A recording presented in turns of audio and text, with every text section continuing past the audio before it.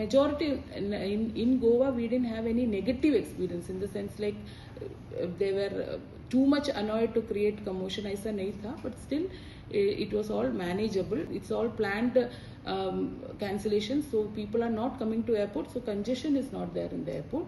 But Indigo, so far as per the data provided by Indigo, till 8th all cancellation refunds have been given to passengers. The data available with us around 87, including today 87 flights. Flights means 87 double movement बोले तो double आएगा.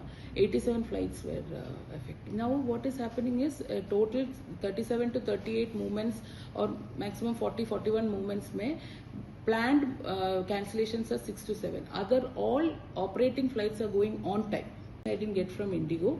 So 10 to 20 baggages are there in our arrival hall which is being moved. Issues were there. We had Air India special flight also to take the luggage. Air India had put a special flight to for the passengers also, and luggage as rush baggage we were taking support of Air India and Air India Express to move the rush baggages. They are delivering to the destinations and to the people, houses of the people. The full-fledged food was provided by Indigo.